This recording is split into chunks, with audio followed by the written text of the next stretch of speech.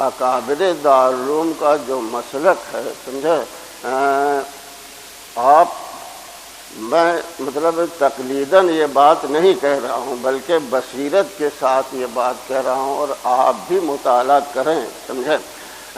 تو قرآن، حدیث، صحابہ اور تابعین کے طریقے سے اقرب طریقہ یہی ہے۔ اقرب طریقہ کیا ہے؟ یہی ہے۔ اس کے علاوہ جتنے طریقے ہیں میں کسی کا نام نہیں لوں گا اس وقت، سمجھے، وہ اکابر دیوبند کے طریقے سے کے مقابلے میں ابعد ہے۔ کیا ہے؟ ابعد ہے، سمجھے۔ سب سے زیادہ اعتدال اسی مسلک میں ہے۔ کیا ہے؟ میں نے کہا کہ میں یہ بات تقلیداً نہیں کہتا کہ میں نے ان سے پڑھا ہوں، بلکہ میں نے مطالعہ کیا ہے۔ تمہارے ہاں غیر مقلدین ہیں، اسی طرح سے بریلوی طبقے کے لوگ ہیں، اسی طرح سے اہل حدیث ہیں، کیا ہے، اہل قرآن ہیں، سمجھے، اسی طرح سے جماعت اسلامی کے لوگ ہیں۔ ان کے مسلکوں کو پڑھو، سمجھے، اور پھر علماء دیوبند کے مسلک کو پڑھو۔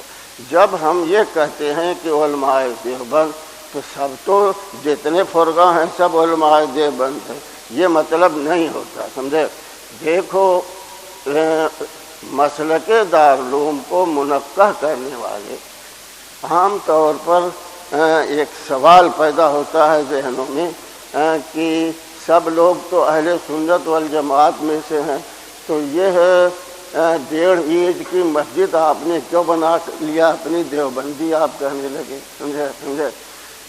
دیکھو، ہندوستان میں جو اسلام آیا ہے، سمجھا، ایک تو آیا ہے سمندری راستے سے۔ کیا ہے؟ سمندری راستے سے، لیکن اس راستے سے جو آیا تو اس میں فروغ نہیں ہوا، سمجھے، وہ تاجروں کے ذریعے سے آیا۔ ایک اسلام جو داخل ہوا ہے وہ سندھ کے راستے سے، یہ فوجی طریقے سے درہ خیبر سے داخل ہوا۔ کیا ہے؟ اکثر یہ لوگ خراسان سے تعلق رکھتے ہیں، اور خراسان کے میں فقہ حنفی تھا۔ تو اسلام جو یہاں آیا تو اس وقت سے لے کر کے انگریزوں کے دور تک یہ اہل سنت والجماعت اور فقہ حنفی کے مطابق کوئی اختلاف نہیں تھا، اب انگریزوں کے اس دور غلامی میں، کیا ہے، دور غلامی میں اسی اہل سنت والجماعت میں سے ایک طبقہ الگ ہوا۔ کیا ہے؟ الگ ہوا، اور اس نے اجماع کا انکار کر دیا، قیاس کا کیا ہے، انکار کیا، تقلید کا کیا ہے، انکار کیا، سمجھے، اور انہوں نے اپنی ایک الگ جماعت بنا لی۔ کیا ہے؟ ایک الگ جماعت۔ اسی دور میں دیکھو بدعات اور رسومات، سمجھے، تو تابعین کے بعد، کیا ہے، تابعین کے بعد یہ اسلام میں داخل ہوئی۔ کیا ہے؟ اسلام میں داخل ہوئی، اور حضور علیہ الصلوۃ والسلام نے تو واضح فرما دیا تھا، سمجھے، اور اللہ میاں نے بھی تنبیہ فرمائی تھی، وَأَنَّ هَذَا صِرَاطِ مُسْتَقِيمًا۔ اس آیت سے پہلے تقریباً 10-12 آیتوں کو پڑھو، اس سے پہلے، سمجھے، تو آپ دیکھیں گے کہ اس سے پہلے جو آیتیں ہیں اس میں عقیدے سے بھی متعلق احکام ہے، سمجھے، اور فروعات سے بھی متعلق کیا ہے، احکام ہے۔ پھر والدین کی خدمت کا کیا ہے، حکم ہے، یعنی اعتقاد، اعمال، اخلاق سب کا ذکر ہے، ایک دو سمجھے، ربط آیت سے۔ اس کے بعد ذکر کر وَأَنَّ هَذَا صِرَاطِ مُسْتَقِيمًا، یہی میرا سیدھا راستہ ہے، یہی میرا کیا سیدھا راستہ ہے، سمجھے۔ اس کے بعد فرمایا کہ اسی راستے کو اختیار کرو، سمجھے۔ میں تو حافظ نہیں، میں ابھی پڑھ کر کے بتاتا، آپ لوگ اس آیت سے پہلے 10-12 آیتوں کو پڑھیے، غور کر کے دیکھیے گا تو یہی ہے، سمجھے؟ وَلَا تَتَّبِعُوا السُّبُلَ، سبل اللہ میاں کہتے ہیں کہ یہی تو میرا سیدھا راستہ ہے اور مختلف راستوں کی اتباع مت کرنا۔ وَلَا تَتَّبِعُوا السُّبُلَ، اشارہ ہو گیا کہ اس راستے کے مقابل میں بہت سے راستے نکلیں گے، بہت سے کیا ہے راستے نکلیں گے۔ حضور نے بھی فرمایا مَن یعش منکم بعدی فَسَیَرَىٰ اخْتِلَافًا کثیرا، یہ اختلاف کثیر عقیدے میں بھی ہوگا، فروعات میں بھی ہوگا، کیا ہے فروعات میں بھی ہوگا، یعنی اعمال میں، عقائد میں، اعمال میں، افعال میں، سمجھے؟ ستفترق امتی علی 73 فرقۃ، سمجھے؟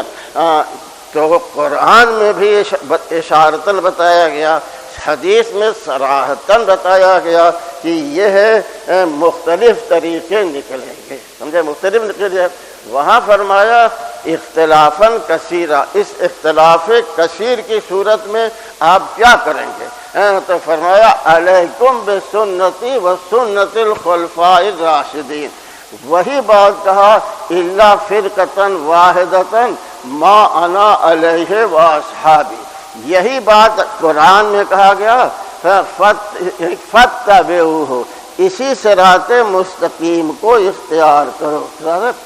اسی حدیث کی شرح کرتے ہوئے تو حضرت عبداللہ بن مسعود نے کہا کہ حضور علیہ الصلوۃ والسلام نے خط لنا خطا مستقیما، ہمارے سمجھانے کے لیے آپ نے ایک سیدھا خط کھینچا، ایک کیا ہے خط کھینچا، فرمایا یہی سبیل اللہ ہے، یہی کیا ہے، ثم خط خطوطا عن یمینہ وعن شمالہ، اسی خط مستقیم سے ملی ہوئی دائیں بائیں بہت سے خطوط کھینچے، یہ دائیں بائیں جو خطوط کھینچے مستقیم سے منحرف ہوئے، مستقیم سے کیا ہے منحرف ہوئے، لیکن ہے مستقیم سے جڑے ہوئے، سمجھے؟ اسی لیے ان کی جو ہے تکفیر نہیں کرو گے، کیا ہے تکفیر نہیں، اس لیے کہ اسی مستقیم سے تو نکلے ہیں، سمجھے؟ ہاں لیکن ان سے منحرف ہے، اس لیے ان کو گمراہ فرقہ کہو گے لیکن کافر نہیں کہو، سمجھے؟ بات سمجھ میں آئی، سمجھے؟ ان کو تو معلوم ہے یہ سب، سمجھے؟ تو میں بتا رہا تھا کہ ایک فرقہ پیدا ہوا کہ بدعات رسومات کو بتا رہا تھا، یہ تو تابعین کے بعد سے شروع ہو گیا، سمجھے؟ لیکن یہ ہے بدعتیں، سمجھے؟ یہ ہے رسومات، ان کو کسی نے منظم نہیں کیا، منظم کر کے ایک شریعت کے رنگ میں پیش نہیں کیا، سمجھے؟ ایک جماعت آئی سامنے، سمجھے؟ اس نے ان بدعتوں کو، سمجھے؟ منظم کیا، کیا کیا؟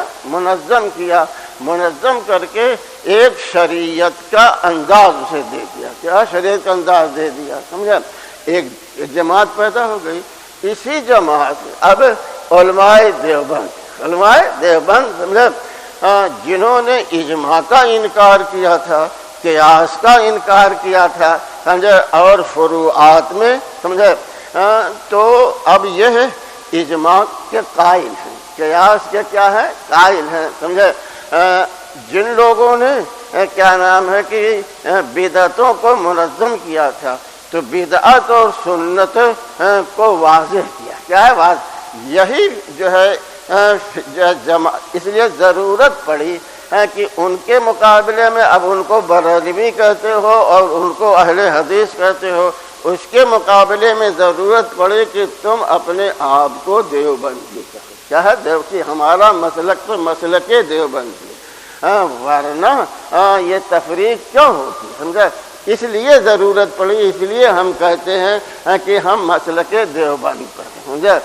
تو اس کا یہ مطلب نہیں کہ کوئی نیا مسلک ہم نے کیا ہے ایجاد کر لیا، نہیں، قرآن اور سنت، صحابہ اور تابعین سے جو طریقہ ثابت تھا، جو حضور نے فرمایا تھا کہ الا فرقۃ واحدۃ ما انا علیہ واصحابی، سمجھے؟